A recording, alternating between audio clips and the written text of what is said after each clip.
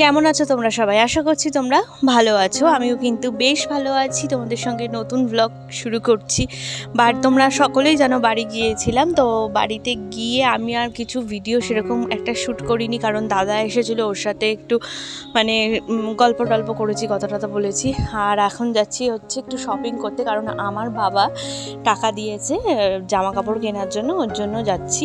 তার জন্য রেডি হচ্ছি, তাই তোমাদের সাথে শেয়ার করলাম। আমি সেরকম বাড়িতে একটুকুও ব্লগ করিনি, একদম আমার শরীর ভালো ছিল না। তার মধ্যে হচ্ছে আমি মানে সেভাবে মার সাথেই আর কি সময়টা বেশিরভাগ কাটিয়েছি ওর জন্য। আর বাড়িতে গেলে চেষ্টা করি মায়ের সাথে একটু বেশিরভাগ সময় কাটানোর, আমারও ভালো লাগে। আর এখন আমি একটু রেডি হয়ে গেছি আর বেরিয়ে পড়েছি। আর এই যে এখন যাচ্ছি হচ্ছে কাঁচরাপাড়াতে। এর আগেও একবার গিয়েছিলাম, আমাদের বাড়ির জন্য শপিং করেছি, তারপরেও একবার গিয়েছিলাম, সেগুলো তোমাদের সাথে শেয়ার করা হয়নি। তো আজকে আবারও যাচ্ছি আর মামামকে নিয়ে যাচ্ছি। সত্যি কথা বলতে ভেবেছিলাম ব্লগ করব, তোমাদেরকে দেখাবো। এত ভিড় কাঁচরাপাড়াতে, আমি মানে কিভাবে যে কেনাকাটা করেছি সেটা আমি জানি। আর মেয়েকে নিয়ে গিয়ে মানে ফোন কি করে বার করবো আর কি ধরবো কিছুই মানে ঠিক ছিল না। আর দেখো এই নাইটিগুলো কিনেছি। এই নাইটিগুলো একটা দাদা হচ্ছে মাকে দিয়েছে, আর বাবা হচ্ছে আমি, হিমিকা আর আমার মার জন্য কিনতে বলেছিল, কিনেছি। আর বাবা এই যে টাকা দিয়েছিল ভূমির জন্য দুটো জামা এনেছি। জামাগুলো কেমন হয়েছে একটু কমেন্ট করে জানিও তো। আর আমার দাদা হচ্ছে এই সুন্দর জামাটা কিনে দিয়েছে ভূমিকে, খুব সুন্দর জামাটা, আমার খুব ভালো লেগেছে। আর হচ্ছে আগে যে দেখলে একটা অরেঞ্জ কালারের গেঞ্জি প্যান্ট, ওটা হচ্ছে দাদা কিনে দিয়েছে। আর এটা হচ্ছে আমার হাজব্যান্ড আমাকে কিনে দিয়েছে। তো একটা টপ আর একটা জিন্স। আর জিন্সটা এত ভালো পেয়েছি, মানে অফারে দিচ্ছিলো, এগুলো তো 699 করে, এগুলো 199 দিয়ে দিচ্ছিল। তো আর এই টপটা হচ্ছে দাদা দিয়েছে, এটা টপ কাম কুর্তি বলতে পারো। আর কিছু ভ্লগ বানাইনি। তো নেক্সট দিন সকালবেলায় আমি সেদিন বিকেলেই বাড়ি চলে এসেছিলাম। আর আজকে সকালবেলা ঘুম থেকে উঠেই এই এখন বাজে হচ্ছে তোমার 7টা হবে এরকম বাজে। তো 7টা থেকে ভ্লগটা স্টার্ট করলাম। প্রথমেই গেলাম, জামা কাপড় ছাড়লাম, ফ্রেশ হলাম, ফ্রেশ হয়ে চলে এসেছি। চলে যাব রান্নাঘরে। তোমরা সকলেই যেন ঘুম থেকে উঠেই আমি চা বানাতে চলে যাই ফ্রেশ হয়ে। আর দুধ জাল দেবো, দই পাতার জন্য দুধ জাল দেবো, আর ভূমির জন্য দুধ জাল দেবো। ভূমির একটু দুধ আছে, এর মধ্যেই মিশিয়ে দুধ জাল বসিয়ে দিয়েছি। আর ওর দুধটা জাল হয়ে গেলে তারপরে দইয়ের জন্য দুধ জাল দেবো।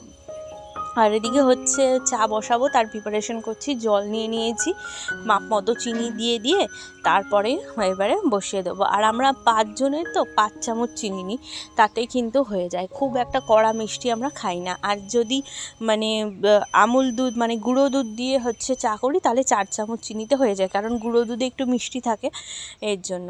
আর এই দেখো একটু ভালো করে চাটা নাড়িয়ে নিলাম। এবারে হচ্ছে বাবাকে দিয়ে আসলাম, বাবা মা চা খাচ্ছে, আমি সোজাসুজি চলে এসেছি ঠাকুর ঘরে। আজকে ঠাকুরের অনেক কাজবাজ, আমি মানে ঠাকুরেরও কিন্তু শপিং করেছি, মানে গোপালেরও জিনিসপত্র কিনেছি। তো গোপালের কি কিনেছি পরের ব্লগে তোমাদেরকে দেখাবো। আজকে আমি আর ভিডিও করে রাখিনি, কারণ সবসময় হয়ে ওঠে না আর কি সব কিছু। কালকে গোপালের জন্য ফেরার পথে আর কি গোপালের জন্য 3টে জামা এনেছি। এখন আমার রাধাকৃষ্ণের জামাটা বাকি আছে, ওটা কিনে নিয়ে তোমাদেরকে দেখাবো। ঝটপট করে পরিষ্কার করে নিই, দিয়ে যাবো সবার আগে বাসন মাজতে। ঠাকুরের বাসনগুলোকে আগে ভালো করে মেজে রাখবো, কারণ বৃহস্পতিবারে তো মানে ঠাকুরের বাসনটা আগে লাগে, ওর জন্য আমি আগে ঠাকুরের এই বাসনগুলো যেগুলো বেশি বেরোয় না, এগুলো আগেই বুধবার করে মেজে রাখি, চেষ্টা করি আর কি বুধবার করে মেজে রাখতে। তো মেজে টেজে নিই ভালো করে পরিষ্কার করে। তারপরে হচ্ছে ঠাকুর ঘরে ঠাকুরগুলোকে আজকে পরিষ্কার করবো। একটু টক দই এনেছি, টক দই দিয়ে ঠাকুরগুলোকে পরিষ্কার করে তোমাদেরকে দেখাবো। আর প্রথমেই দেখো জগন্নাথকে স্নান করিয়ে নিলাম, তারপরে শিব ঠাকুরগুলোকে একটু জল দিয়ে স্নান করে নিলাম। এগুলো কিন্তু সব অঘরু, গোলাপ জল, গঙ্গা জল দেওয়া আছে মিক্সড করা। তো ওনাদের স্নান করে নিই। এই দেখো আমি আমার গোপাল পরিষ্কার করেছি, কিরকম লাগছে জানিও, একদম মনে হচ্ছে না নতুন হয়ে গেছে গোপাল। আর দেখো কেমন চকচক করছে আমার দুটো গোপালই। রাধাকৃষ্ণও কিন্তু আমি একদম পরিষ্কার করে রেখেছি। যেদিন সময় থাকে সেদিন এইভাবে আমি পরিষ্কার করে রাখি, বিশেষ করে চেষ্টা করি বৃহস্পতিবারের আগে একটু করার। আর তারপরে ভূমিকে উঠিয়ে দিলাম, কারণ ভূমির আজকে ইউরিন টেস্ট আছে। ওর না মাঝে মাঝে মানে ওই জায়গা মানে পেচাপের জায়গাটা একটু ব্যথা ব্যথা করে, ছোট মানুষ তো বলে ব্যথা করছে না কৃমি তা সেটা বুঝতে পারছি না, তাই একটা ইউরিন টেস্ট করাচ্ছিলাম, মানে করাতে দিয়েছি, দেবো আর কি আজকে। তো ওকে উঠিয়ে ওর আগে ফার্স্ট যে টয়লেটটা না খেয়ে সেটা আগে নিতে হবে, ওর জন্য ওকে উঠিয়ে দিয়েছি আজকে 8:30টার মধ্যে। তো মামামকে উঠিয়ে দিয়ে ওর সমস্ত কিছু করে দিয়ে এবারে হচ্ছে ওকে মুখ ধোয়াবো, আর বিছনার চাদর আর ওগুলো তুলে দিলাম, কারণ বাড়িতে ছিলাম না তো। বিছনার চাদরটা আবার ভালো করে কেচে তারপর অন্য চাদর পাতবো আর কি, আমি এরকম এইভাবেই করি। আর ভূমিকে ওই যে দেখিয়ে দিচ্ছি করো, জিভ বার করো, এইভাবে ওর ভালো করে দাঁতটা মাজিয়ে দিতে হয়, নাহলে ওর দাঁতে দেখছি মানে সমস্যা দেখা দিচ্ছে, ঠিকমতো একা একা দাঁতটা মাজে না তো, তার জন্য আমি এখন চেষ্টা করি ব্রাশটা ভালো করে করিয়ে দেওয়ার জন্য। এবার ভালো করে ওর ব্রাশটা করিয়ে দিয়ে মুখ টুক ধুয়ে ওকে ফ্রেশ করে নেব, হচ্ছে খাওয়াতে বসবো। আর আমার ননদও কদিন ধরে মানে ব্লাউজ আনছে না, ও এখন ঘরের কাজকর্ম করছে, কারণ ব্লাউজ আনছে না কারণ কি, ও ব্লাউজ আনলে সারাদিন ব্লাউজ করতে থাকে, কোনো কাজকর্ম, ওর সমস্যাটাই হচ্ছে এটা আর কি, মানে যেই জিনিসে ফোকাস করে সেখানেই ও মানে ঢুকে যায় আর কি, সেই জিনিসটাই করতে থাকে। তো কাজ করলে সারাদিনই কাজ করতে থাকে, আবার ব্লাউজ করলে সারাদিনই ব্লাউজ করতে থাকে, এই জন্য তো ওর মানে এই সমস্যাটা। তো যাই হোক, ওর একটু সমস্যা হয়েছে, মানে মোটা হয়ে যাচ্ছে, তার জন্য অনেক রকম প্রবলেম হচ্ছে, ওর জন্য ও আবার ডাক্তার দেখাতে হয়েছে, তার জন্য ও ব্লাউজ আবার বন্ধ করে দিয়েছে। ঘরের কাজকর্ম করলে ওর ওয়েটটা একদম ঠিক থাকে আর কি, ওর যে হাইট অনুযায়ী ওয়েটটা ঠিক থাকে ঘরের কাজকর্ম করলে, কারণ ঘরের কাজকর্ম মানে তো এক্সারসাইজ, তাই না? তো তার জন্যই আর ও মানে সবসময় আর কি এই কাজকর্ম নিয়ে ব্যস্ত থাকলে ওর শরীরটাও একটু ভালো থাকে, তার জন্য কাজ ছেড়ে দিয়েছে। আর মানে কাজ ছেড়ে দিয়েছে বলছে ব্লাউজ করা ছেড়ে দিয়েছে, আর ঘরের কাজ করছে, ওর জন্য ও আমার ঘরটা ঝাঁট দিয়ে এই যে মুছে দিচ্ছে। আর আমি চলে এলাম ছাদে, মেয়েকে খাইয়ে নিয়েছি,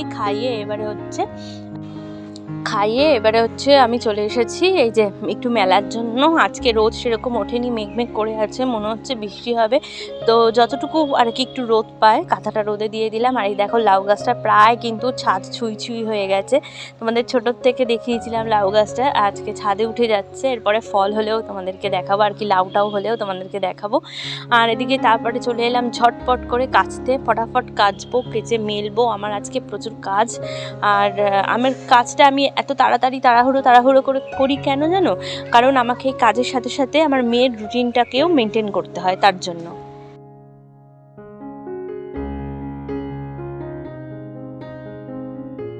সবসময় চেষ্টা করি ঘরের কাজের সাথে মেয়ের যে বেসিক রুটিনটা থাকে, প্রত্যেক দিনের ডেইলি রুটিনটা থাকে, সেই রুটিন অনুযায়ী, সেই ডায়েট চার্ট অনুযায়ী ওকে ওর চলানোর।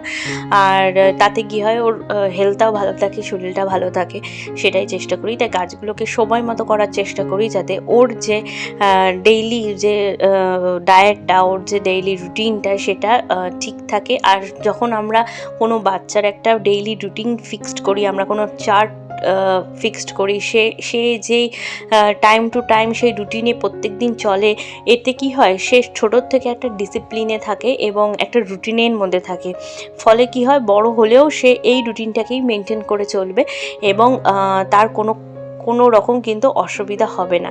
এরপরে যখন ওর পড়াশুনো হবে তখনও একটা আস্তে আস্তে ওই রুটিনটাকে সেট করব। এভাবে একটা রুটিনের মধ্যে যদি বাচ্চা সবসময় থাকে, তাহলে কিন্তু ও সবসময় মানে একটা ডিসিপ্লিনের মধ্যে শিখবে,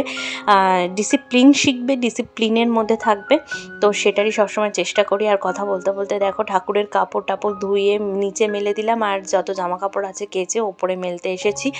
আর এই ছোটোগুলো একদিকে মেলে দিয়ে চাদরটাও ধুয়েছিলাম, তোমাদেরকে বললাম যে চাদর তুলেছি, তো চাদরটাকেও মেলে তারপরে যেমন নিচে গিয়ে দেখি মা কি রান্না করছে, মাকে কতটা হেল্প করা যায়। আর ভূমিরও রান্না করব, চলো নিচে যাই। নিচে এসে মা বললো মাছটা ভেজে দাও, তাই মাছ ভাজা বসিয়ে দিয়েছি। রেখেছিল আজকে কাতলা মাছটা বেশ ভালো ছিল, নুন হলুদ মাখিয়ে রেখেছিল মা, তা আমি পটাপট করে ভাজা বসিয়ে দিলাম। আর কাতলা মাছ ভাজা হয়ে গেলে ভূমির ঝোলটা করব, তাহলেই কিন্তু মোটামুটি কমপ্লিট হয়ে যাবে। তো কেমন লাগলো বন্ধুরা আজকের ব্লগটা তোমরা অবশ্যই জানিও।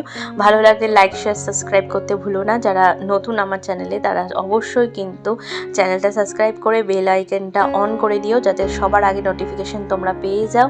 আর তোমরা কিন্তু পাশে থাকলে অনেকটা এগোতে সাহায্য পাবো, অনেকটা মোটিভেট হব এই চ্যানেলে নতুন নতুন কন্টেন্ট আনতে, নতুন নতুন ভিডিও তোমাদের জন্য আনতে। ভালো লাগলে অবশ্যই কমেন্ট করো, কমেন্ট করে জানিও আমার কাজকর্ম তোমাদের কীরকম লাগে। ভালো লাগলে কিন্তু লাইক শেয়ার সাবস্ক্রাইব করো। তোমরা ভালো থেকো, সুস্থ থেকো। অন্য একটা ভিডিও নিয়ে খুব তাড়াতাড়ি দেখা হচ্ছে। Bye bye.